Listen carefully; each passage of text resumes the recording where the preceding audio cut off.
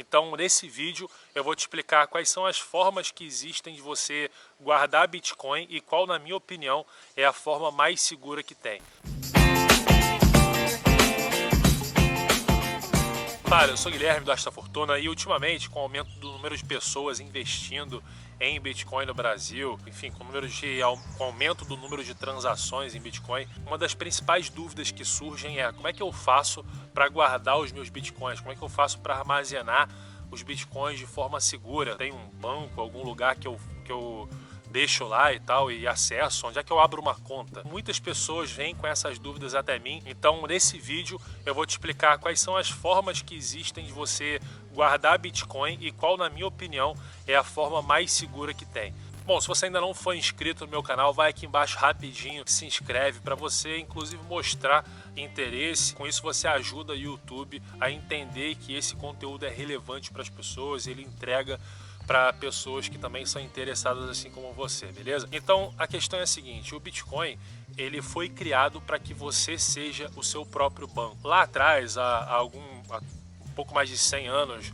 200 anos atrás talvez, as pessoas elas tinham mais esse costume. Elas guardavam o seu ouro, o seu dinheiro com elas próprias. Num dado momento elas começaram a fazer isso também, guardar também nos bancos. E a questão é que, com algumas alterações que aconteceram no mercado bancário, principalmente nos últimos 100 anos, as pessoas em geral passaram a se acostumar em deixar o dinheiro no banco.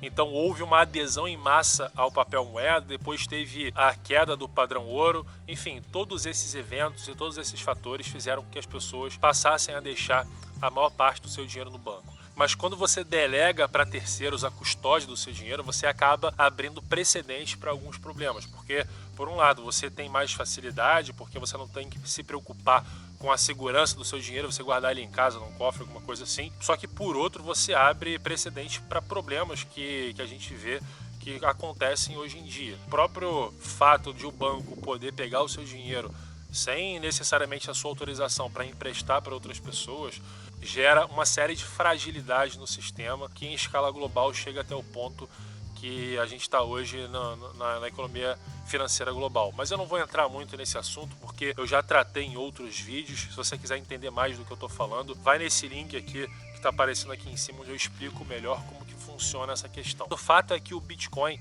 veio para trazer de volta o poder das pessoas sobre o próprio dinheiro. E para isso, você tem que voltar a se acostumar, a humanidade precisa se acostumar novamente a ser o seu próprio banco. Então, quando você compra Bitcoins, você vai ver aqui nesse vídeo que existem várias formas de você guardar, mas você também tem a possibilidade, que é a mais segura, de você guardar os Bitcoins com você mesmo e não numa instituição, numa outra empresa. Bom, a primeira coisa que você precisa entender é que para você guardar Bitcoins, você precisa de uma carteira de Bitcoins, de uma wallet, como se chama. Wallet é nada mais do que carteira em inglês, né? Mas uma carteira de Bitcoins, ela tem duas chaves, tá? Ela tem a chave pública e a chave privada. É dessa forma que funciona a criptografia do Bitcoin. Então, a chave pública serve para você receber Bitcoins. Se alguém, por exemplo, falar, eu vou te transferir alguns Bitcoins aqui, me passa a sua chave, você não vai passar a chave privada para essa pessoa, você vai passar a chave pública para ela. Então, você vai dar um QR Code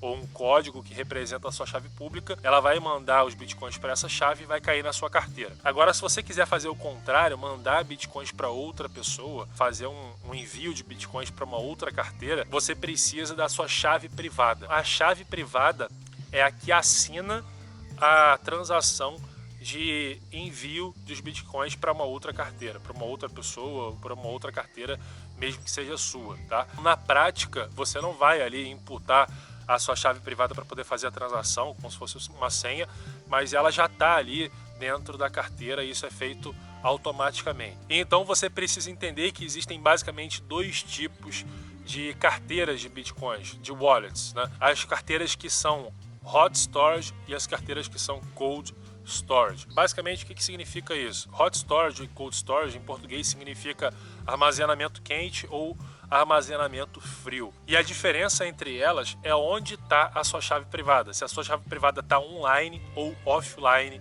na internet. Se a sua chave privada está online, significa que essa carteira é hot storage. Se a chave privada está offline, significa que a carteira é cold storage. Então, qual é a vantagem do Hot Storage. A vantagem do Hot Storage é que geralmente você tem mais facilidade para fazer transações de Bitcoin. Então, você tem talvez um aplicativo, você entra lá, envia, recebe Bitcoins com mais facilidade, de uma forma mais amigável, digamos assim, mais user-friendly. A desvantagem é a segurança, porque se a sua chave privada está online, significa que ela está mais suscetível a hackers. E por outro lado, a Cold Storage está offline na internet, então a maior vantagem do Cold Storage é que a sua carteira ela não tem acesso, ninguém consegue através da internet acessar a sua chave privada, então ela não está suscetível a hacker. Mas é mais trabalhoso, digamos assim, não é que seja difícil ou só uma pessoa muito avançada conseguiria fazer, não. Qualquer um consegue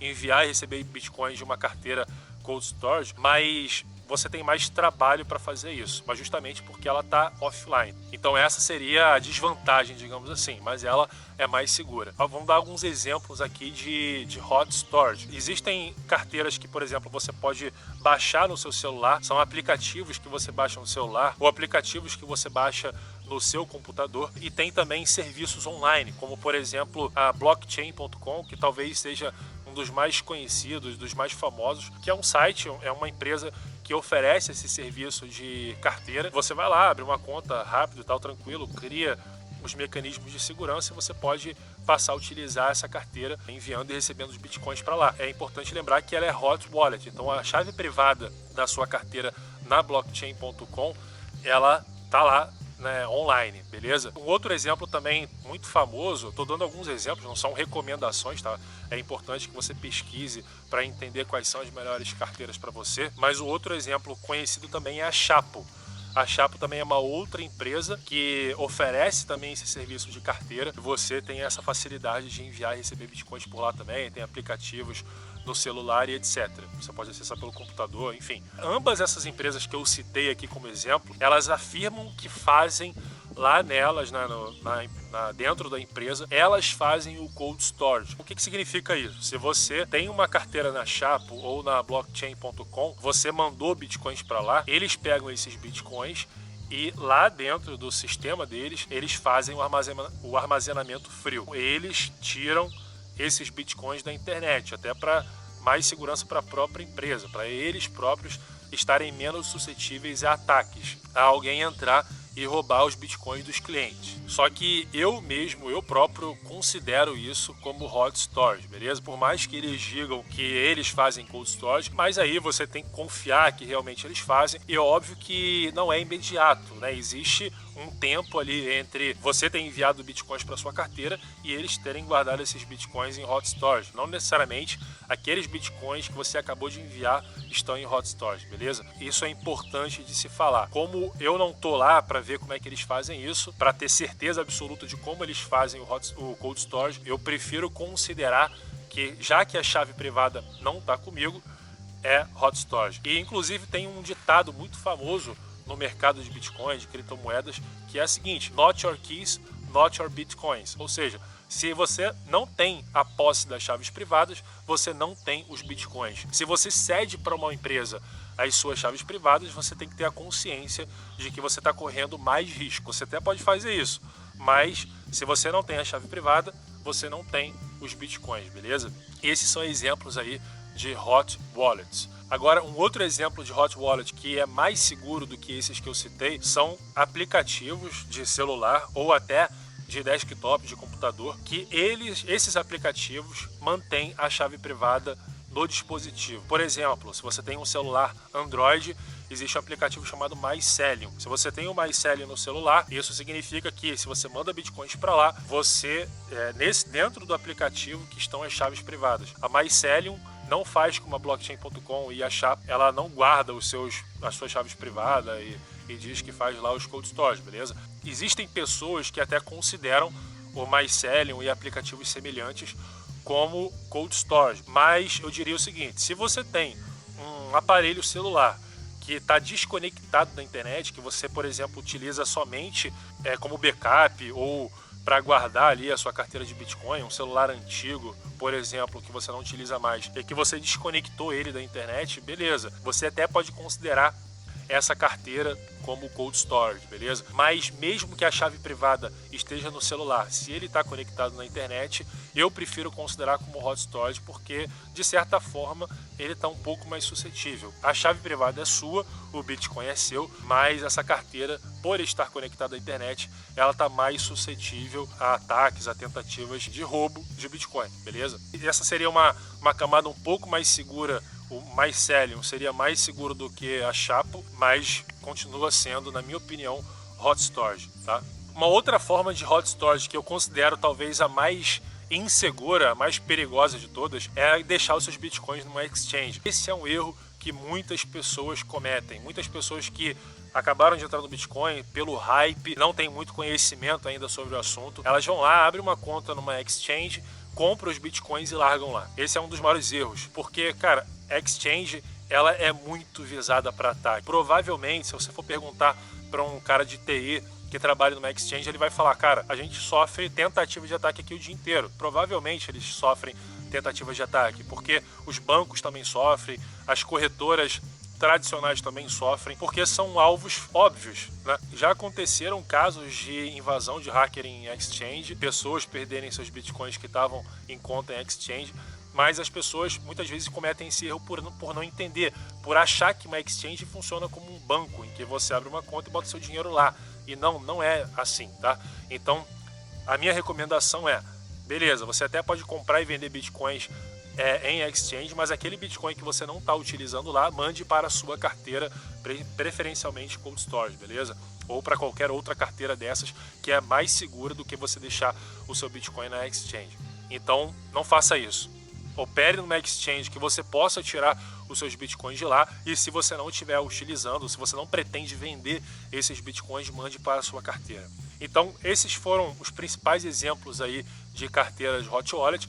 Agora, quais são os principais exemplos de cold storage, né? De hot storage, quais são os principais exemplos agora de cold storage? O mais barato e o mais acessível são as paper wallets, são carteiras em papel mesmo. Então existem sites como o BitAddress, eu vou colocar esses links todos na descrição aqui para você ter acesso, que você vai lá, você gera uma carteira de Bitcoin nesse site, ele gera para você uma chave privada e uma chave pública, e você pode imprimir na sua casa, uma impressora, você imprime essa carteira.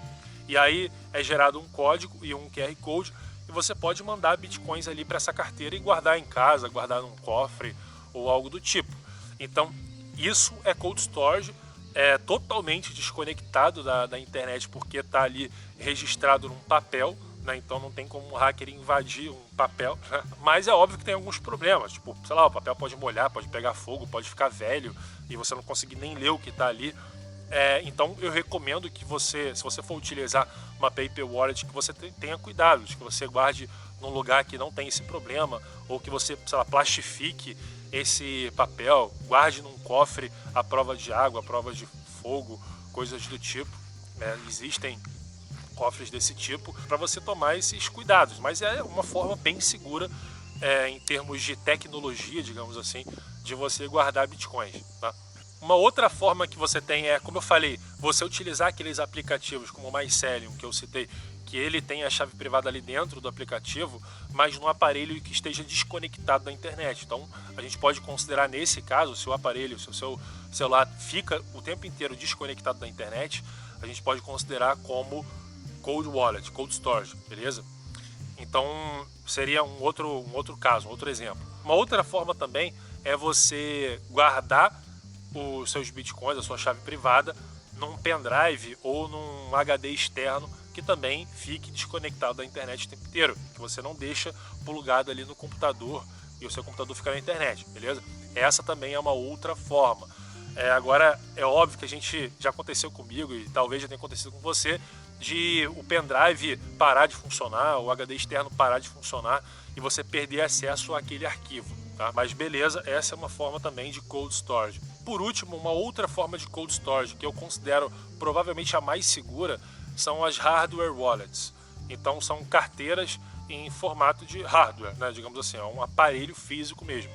E existem duas marcas que são provavelmente as mais conhecidas, que é a Ledger e a Trezor.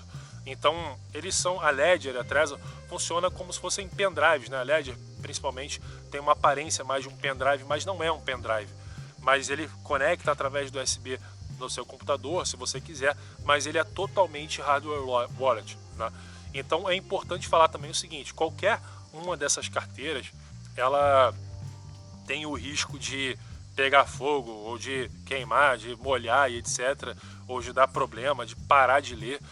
Mas qualquer uma dessas carteiras, elas têm backup. Qualquer que eu citei aqui, seja cold storage ou hot storage, tá? Com exceção das exchanges, beleza? As exchanges não oferecem, pelo menos as que eu conheço, as que eu já tive interação, elas não oferecem o backup da mesma forma que as carteiras de Bitcoin. Então, como que funciona um backup de uma carteira de Bitcoin? Geralmente ele te dá ali 12 ou 24 palavras aleatórias. Quando você está criando uma carteira, ou quando você está iniciando uma carteira de Bitcoin, por exemplo, quando você compra uma Ledger, uma carteira hardware wallet, e você começa a configurar ali a carteira, ela te dá 24 palavras aleatórias em inglês, porque a carteira é em inglês, e você precisa anotar essas 24 palavras, porque elas funcionam como um backup. Se aquela carteira der problema, se você perder, se pegar fogo, se te roubarem, sei lá, qualquer coisa do tipo, você pode pegar aquelas 24 palavras e recuperar os seus bitcoins, recuperar a sua carteira num outro aplicativo, num outro hardware e assim por diante, beleza? Então essas são as formas de você armazenar Bitcoin, cold storage, hot storage e todos esses exemplos de carteiras que eu citei. As hot storage, elas têm a vantagem de serem mais amigáveis e mais fáceis de você enviar e receber bitcoins, e as cold storage têm a vantagem de serem muito mais seguras, beleza? Então, assim, eu diria que se você tem Bitcoin ali que você acredita que vai utilizar no curto prazo, você pode utilizar uma carteira que seja semi-cold, semi-hot storage, que são as carteiras que, por exemplo, você pode instalar no seu celular, como a Mycelium, que eu citei para Android, e para iPhone eu vou colocar links aqui na descrição para você pesquisar qual que você acredita que pode ser melhor para você, tá? Então, se você quer utilizar no curto prazo, eu acredito que essas são as melhores. E se você tem Bitcoin que você está armazenando para longo prazo, como holder, você coloca numa cold storage, que você vai ter muito mais segurança, beleza? Bom, então se você quer se aprofundar nesse assunto de Bitcoin, do mundo do Bitcoin, investimentos, etc., eu vou fazer o seguinte: eu coloquei aqui no primeiro link da descrição um link de um vídeo que eu gravei gratuito para você entender como que você faz para ter uma renda de R$5.000 por mês com investimentos no mundo do Bitcoin, beleza? Então esse vídeo está lá no primeiro link da descrição, vai lá, assiste esse vídeo para você entender como ter uma renda de R$5.000 por mês com investimentos em Bitcoin. Então, se você gostou desse vídeo e acredita que ele pode ajudar outras pessoas com essa informação, então curte, compartilha com as pessoas que você mais gosta, com seus amigos, nos seus grupos de família, e também se inscreve no meu canal e assiste esses outros vídeos aqui que eu estou te recomendando, fechado? Então até o próximo vídeo. Valeu!